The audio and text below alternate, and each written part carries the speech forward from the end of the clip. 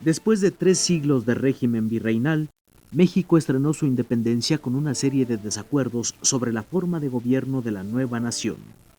Para 1835, el país había pasado por la monarquía y varios intentos por establecer una república federal. Ante las dificultades del federalismo, Antonio López de Santa Anna trató de consolidar una república central. Se dictaron nuevas leyes y comenzó la discusión para organizar un gobierno que controlaría todo. Pero este cambio en la forma de gobierno no dio estabilidad al país.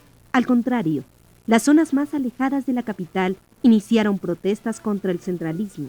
Hubo revueltas que llegaron hasta la Ciudad de México. En 1836, Texas se independiza de la República Mexicana. En 1838, Francia inicia una guerra en Veracruz y en 1839, los yucatecos se separan del país.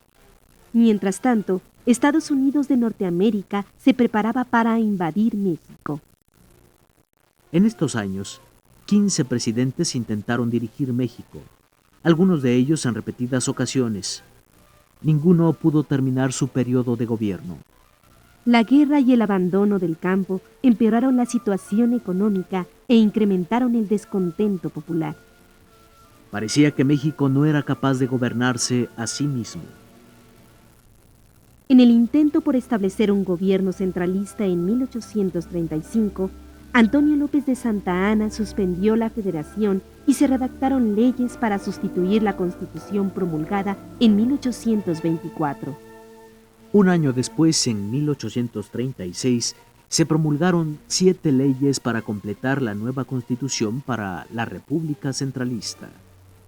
En ella se establecía que los estados serían departamentos sin autonomía, cuyos gobernantes serían nombrados por el gobierno central. Esto provocó descontento y en varios estados se iniciaron levantamientos a favor del sistema federal. El primero de ellos fue en Texas, que en marzo de 1836 declara su independencia de México. La inestabilidad política y la tendencia centralista del gobierno condujeron a los tejanos a declararse a favor de la Constitución de 1824.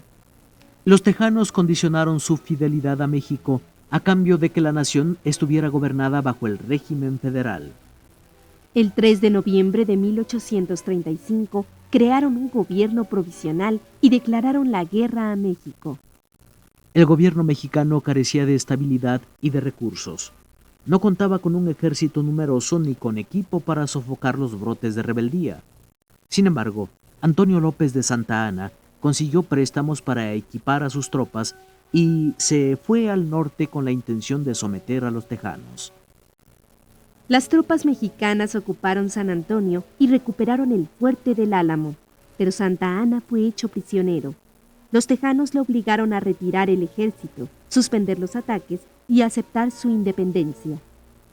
En menos de 10 años, Texas se anexó a los Estados Unidos de Norteamérica.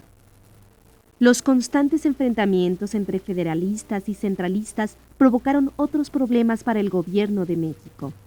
Comerciantes franceses que vivían en el país reclamaron una indemnización por los daños sufridos en sus propiedades durante las revueltas. Tan solo uno de ellos, un pastelero, pedía una compensación por 60,000 pesos de aquel entonces. La cantidad total de los reclamos alcanzaba los 600,000 pesos. México había iniciado su independencia empobrecido por los siglos de explotación colonial.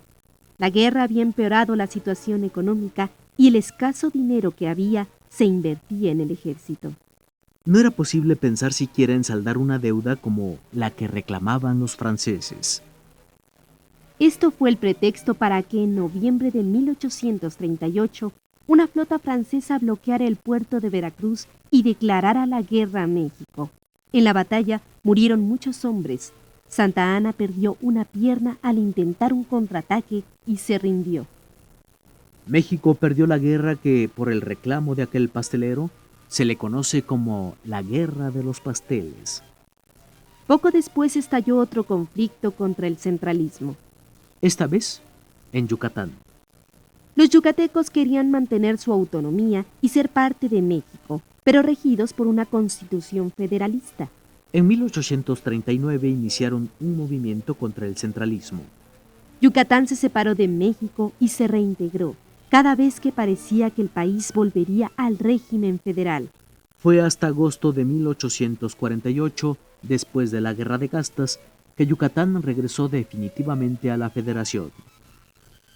Además de los problemas con Texas, los franceses y Yucatán, durante la década que duró el centralismo en México, hubo varias sublevaciones militares. La mayor fue la del general Mariano Paredes y Arrillaga. Su demanda de reformar la Constitución y cambiar al presidente fue apoyada en muchos lugares. Antonio López de Santa Anna asumió el poder por sexta vez, aunque solo provisionalmente para convocar a elecciones. En 1843, una junta de ciudadanos se encargó de formular las bases orgánicas del régimen centralista. Sin embargo, la inestabilidad política continuó. En solo 3 años hubo 8 cambios presidenciales e innumerables levantamientos armados en distintos estados de la República. Santa Anna hizo cuanto quiso sin leyes o contra ellas. Tomó como pretexto la mala situación del país para hacer uso de las facultades extraordinarias que le conferían las bases de Tacubaya, las cuales suspendieron las 7 leyes. A pesar de este clima de guerras constantes, surgió el entusiasmo por la industrialización.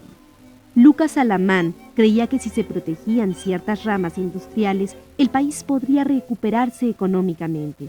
Pero el desorden político, la falta de técnicos y maquinaria moderna, el dinero gastado en el sostenimiento del ejército, un pésimo sistema hacendario y el contrabando impidieron que se lograran buenos resultados.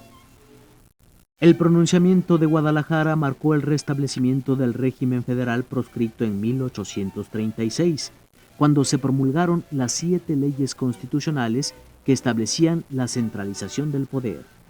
El 22 de agosto de 1846 se suspendieron las leyes centralistas. Antonio López de Santa Anna volvió a la presidencia, ahora federalista.